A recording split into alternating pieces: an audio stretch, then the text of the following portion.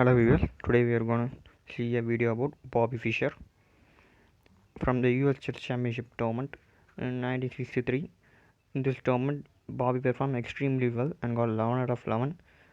On the 11th round, when we see the last standings, there's a difference between Bobby and the second standing player was nearly 2 to 3 points difference. And even today, the Bobby Fischer prize was celebrated in US Chess Championship. When the player got perfect 11 out of 11, he will be given $64,000 prize, and no one got it. It's a mark where Fischer marked it. Um, in this game, he played against Robert Bryan again. Exceptionally, is another level. When we see this game, we can understand it. Pawn goes d4, knight f6, c4, g6. Here Fischer may go on for Grunfeld or the King's Indian attack. g3. In this position, the Grunfeld seems to be difficult because d5, c into d5, bishop g2. It's hard to play against Fiancetta. If Fischer avoids it and goes for c6, here it turns into a Chinese slab. If he goes bishop g7, bishop g2, the King's Indian seems to be difficult against the bishop g2 variation. Yeah, it's playable still. So he goes for the Chinese slab variation. Bishop g2, d5, c into d5, the exchange variation. The position seems to be extremely symmetrical. e3. This move seems to be natural. Castle. Knight g2, knight c6, castle. Now we assess the position. The bishops have to be developed.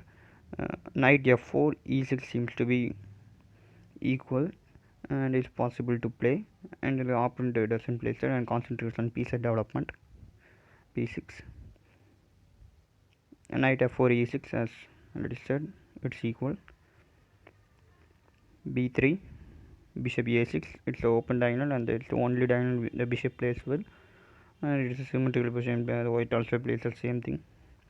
Rook here, it's a multi-purpose move. You see, we break the bishop's diagonal and not making use of this by opponent. Still knight f4 is possible and not allowing white to not allowing black to play. e5, opponent didn't place that, gives queen a small square.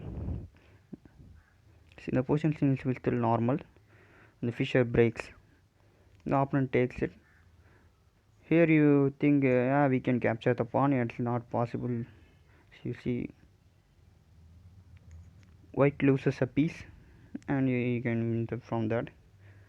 So he gives another rook, uses the f rook to pressure the pawn. Here Bryan should have used the a rook to d1. Let's see why. He prevents the pawn from capturing. At the same time, it's octopus knight. You see, when the knight enters into the opponent's territory and it controls 8 squares near the opponent's king, so it is called as octopus knight. Queen c2, a normal move. He tries to capture. When you play another move like rook c8, opponent will take the rook into bishop, knight, queen into d3, and it's a very good position for white. The pieces are well coordinated, and it's very hard for black to continue. So here Fischer makes excellent move, knight into f2. Yeah, the king is now exposed. King g1. If white goes king f1, knight into e3, it's a knight fork. Fischer goes knight into e3. Try to pause the video and try to find the good move in this position. Congratulations if you have found the move. Knight into g2, king into g2, and bishop b7. Sorry, not bishop b7, d4. Bishop b7 is a mistake because knight d4 prevents the bishop into entering the king side. If we see the position is not symmetrical now. It has many imbalances. The main imbalance is the white does not have the fiancetta bishop, which usually protects the king from getting mate, and as usually also used in aggressive purposes. So Fischer breaks d4, knight into d4, bishop b7. Here king has many possibilities. Wherever he goes, it is you should make queen d7, very good move by Fischer.